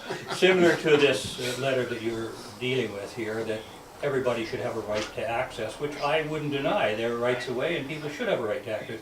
So the council of the day spent, if I'm not mistaken, about $10,000 in order to put in a few steps and cut some vines back, et cetera, et cetera. Well, I just happen to live down on that beach, so I have some idea as to how many people actually travel on the beach. I have been there now on that particular beach for over 30 years, maybe 32, 33 years, and could probably count, might take more than one hand, possibly two hands, all the people that I've ever seen on the beach, walking the beach one way or the other in 30 years. So obviously I would have missed a few, but most summer days I'm around. Not many people go down there in the winter. So basically, from my perspective, there was $10,000 that was basically thrown away for absolutely no purpose whatsoever, to accommodate somebody's idea that somebody should have public access, which is fair enough. I don't have a problem with that. But my question, my observation is, to deal with, spend a lot of time, a lot of energy, a lot of money on something that nobody's even going to use is silly. I don't know how to put it any other way. Okay. So my concern is that, you know, if we were to say that we're going to maintain something, then we have to inspect it on a regular basis, and we have to ensure that it is maintained to a standard that we say we're going to maintain it to. yeah, I wanted to think about this a little more fully and have a little bit more of a fleshed out report rather than just an on-table statement. I mean, I have concern that does not maintaining a right-of-way absolve us of responsibility / liability, and the answer is yes, it does. If you do so for the reasons stated, and some of this wording is straight out of case law. So if we allow the blackberries to grow across an established right-of-way and somebody goes down there anyway and breaks their ankle, the fact that we didn't maintain it makes it their fault? They take it upon themselves. They took it upon themselves, yeah. But the question then becomes, was there adequate notice? That's where I'm going with that. So I'm wondering about the so signage issue. Signage becomes, Yeah. you know, the lawyer suggested, well, you could fence it off, you could put a gate on it. It's just like, well, then you're defeating the statutory right to access, Yeah. so you can't really do that. But yes, you could have signage. But we in fact do have signage in some locations, such as the trail that goes from Periwinkle Sweetwater too. down to Sweetwater down to Tidewater. The one from Periwinkle down to Sweetwater, you can't even, I couldn't even find it. It's so overgrown. And huge Well, there's a trees sign and on the stuff. other side that says closed. Yeah. So, Well, no, the closed is at the bottom of Tidewater. Oh, Tidewater, For the one that's that right. goes up to Sweetwater.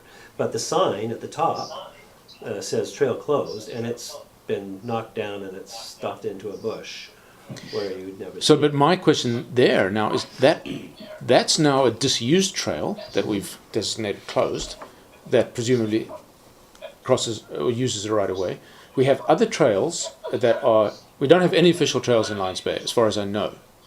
The Centennial is privately maintained, uses non-village land. Well, No, it does cross village I would land. suggest that you have the Centennial Trail and the other trails that have signage on them, the signage of which has our coat of arms and the name of the trail, and it's on our trail maps. Those are our trails, whether you like it or not.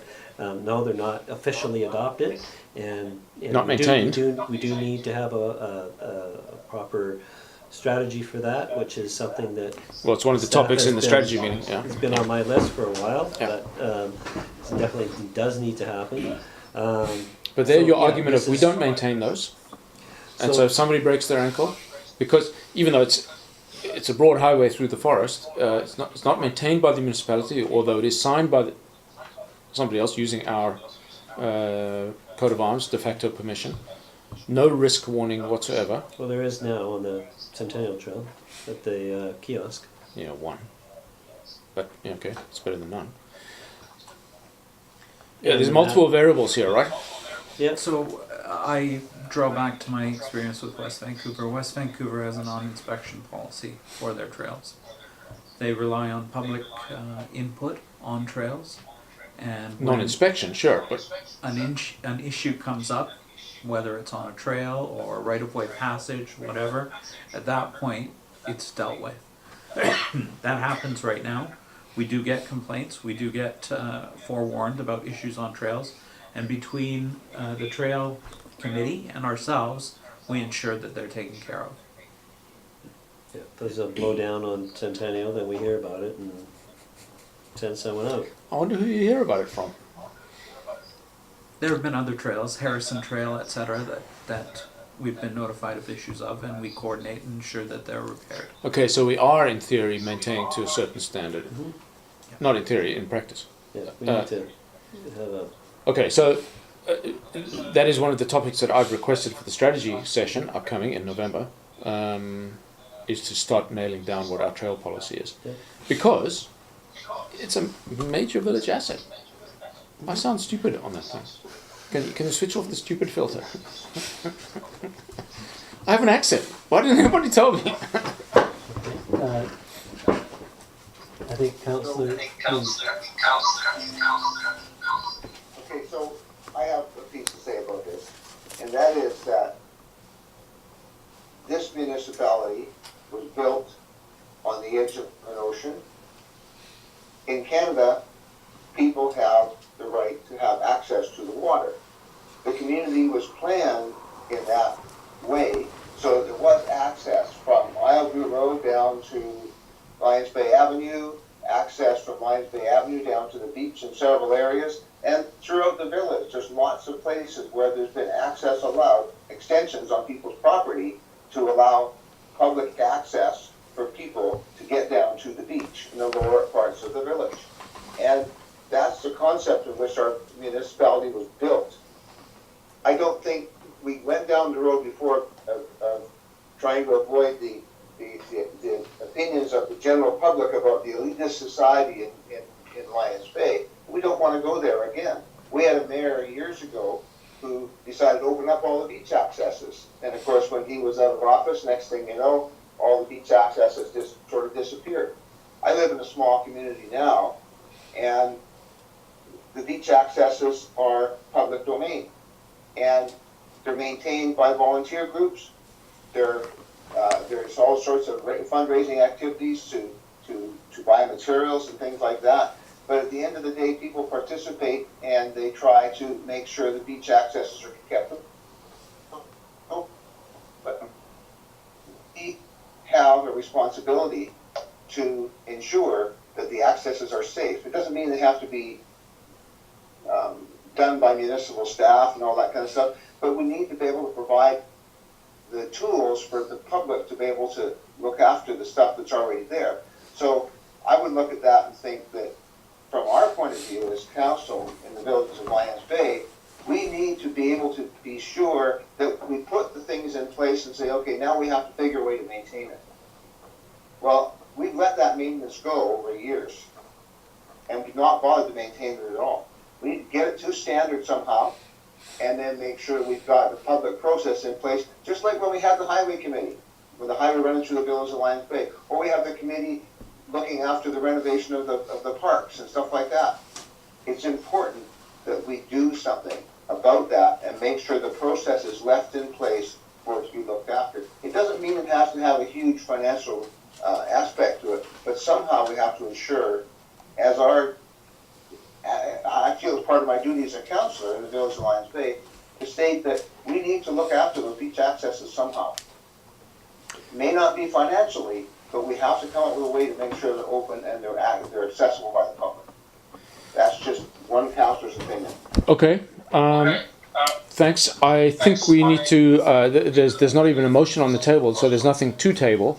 But I think we should probably have a motion to ask for a far more fulsome report on this one, so that we can come up with a policy. I think it probably needs to be part of, as you say, part of the Strategy discussion. session. And then out of that will come a recommendation. And staff needs to spend a bit more time in terms of pulling together some of the, I've got some bits and pieces that are gonna be needed for this. Yeah. You know, there are lots of considerations, you know, some of the things that, suggestions that are brought up by Councillor Hughes in terms of using volunteers do have all kinds of complications with them in terms of liability, insurability of the volunteers. They have to be under our care and control in order for them to be under our MIA policy, and that presents its own set of challenges. So these are things that I'm looking at in terms of possible workarounds and how can we set this up in a way that utilizes the resources that Lions Bay does have and minimizes the risks that are inherent in this kind of a scenario. Okay, I'll move to refer to staff.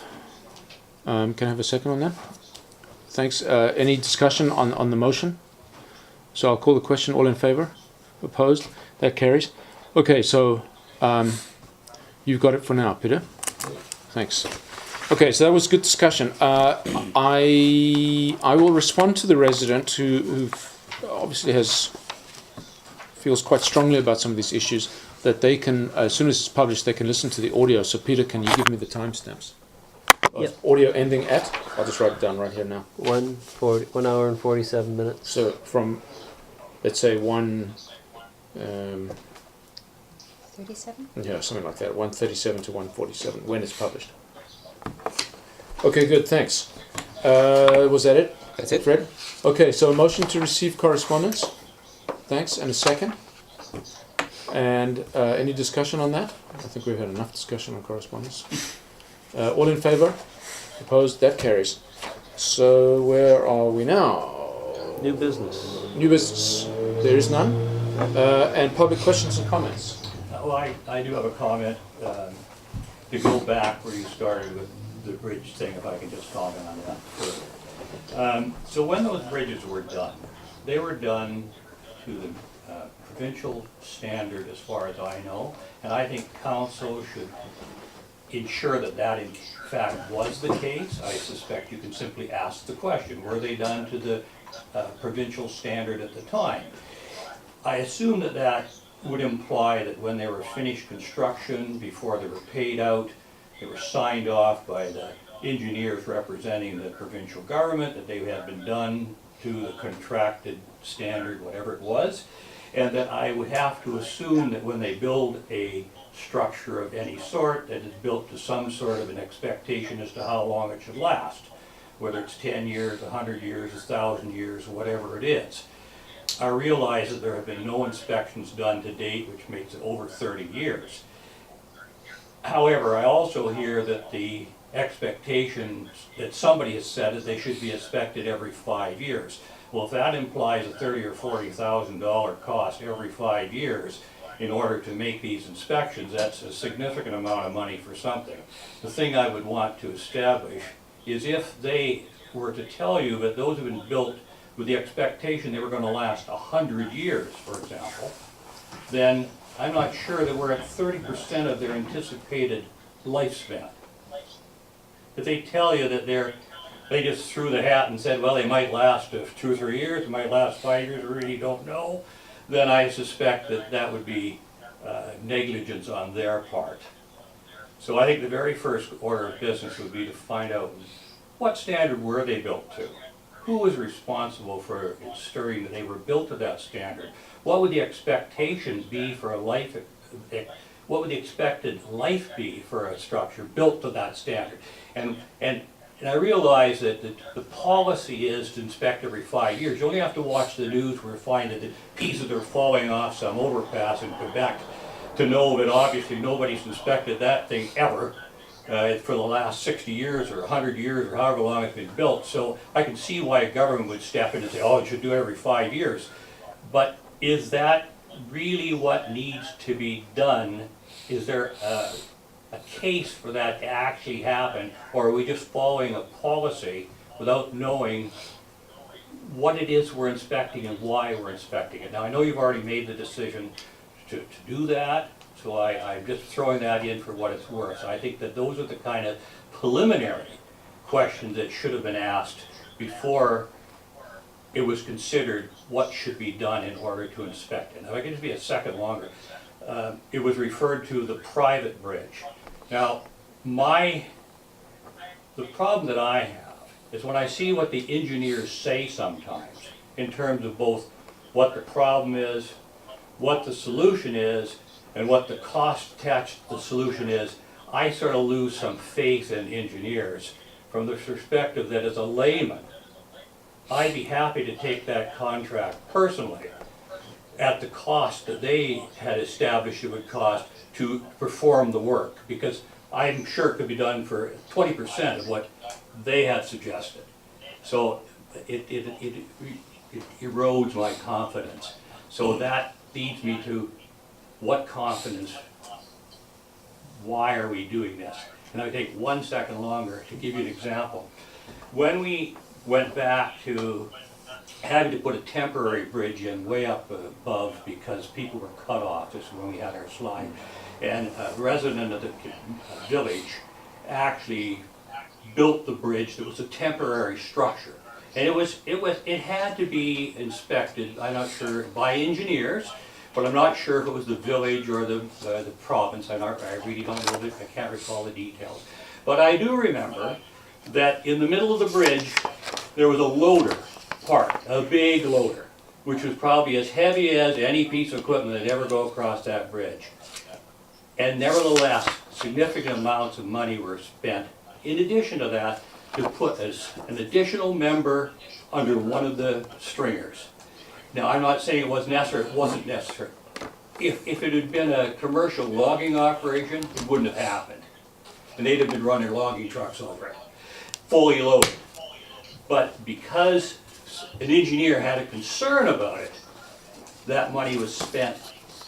I'm not going to say it was unnecessary, because maybe it would have fallen down if it hadn't been spent. I can't make that judgment, but I'm just saying my experience tells me that sometimes we overreact to things.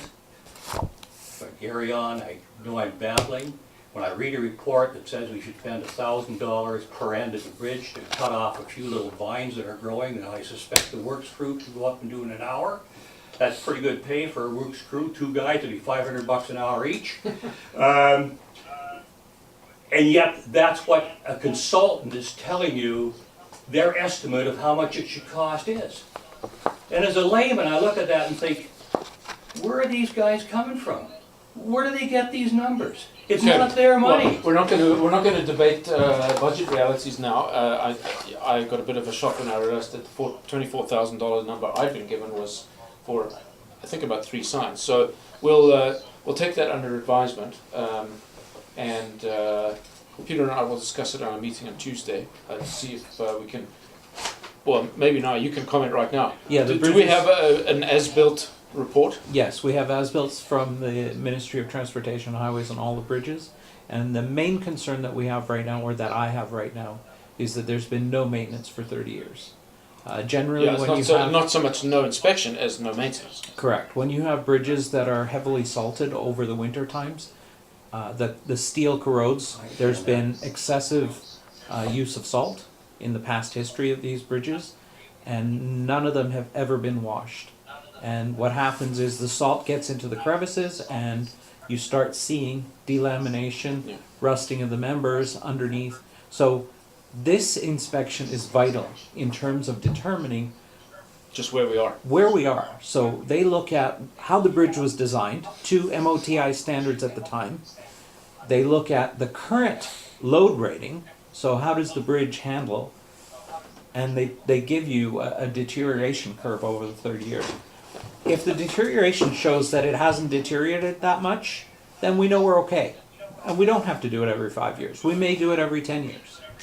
But to have that initial inspection to tell us what we need to do, how often we need to do it, is critical. Okay, thanks. I'm comfortable with the decision, and certainly there's no motion on the table to reverse it, not at this stage anyway. But we'll take that and revise on. And I hate these budget mismatches that. I will add that they use unit rates. Yeah, and it comes out of a book. You know, it's not. they're not some- Absolutely. they're Yeah. not- they take it out of a big blue book. It's literally blue. Jim. I was trained in 1981, So, hang on. for bridge inspections.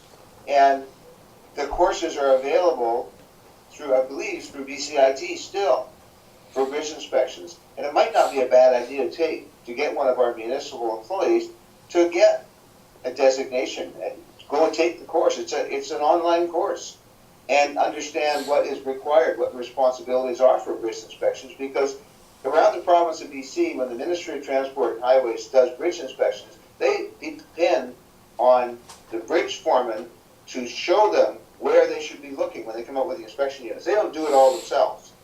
So the reality is, we may just need somebody in the village. I think West Van probably has one, I don't know. Yeah. But the thing is that They do have we're a on the bridge North Shore, there will technician. be one municipality that has one. And it's possible we could get someone to take the course in bridge inspection and steer us in the right direction, so we don't have to be spending a lot of money on it. But So at they least can we get know pushed what by the West trigger Van. points are, and when we could call for an inspection. Okay, good input. Thanks. There's no motion on to receive public comments, right? No. No. Okay, so we'll move on to closed council meeting. I'll take a motion that the meeting be closed until 91 F, G, K, L, and Good E. night. Thanks for coming. Thanks, Doug. See you later. I saw a motion, kind of. Second? All in favour? Opposed? That carries. So everybody that's not supposed to be here should not be here, and that is the case right now. Douglas Miller. Douglas Miller. Not Mr. Pollock. And we've returned out of closed meeting at 10 o'clock, just in time for the mandatory extension requirement. Or just in the room. But if we speak in the next 45 seconds, we'll be fine. Can I have a motion to adjourn and a second? All in favour? Opposed? That carries.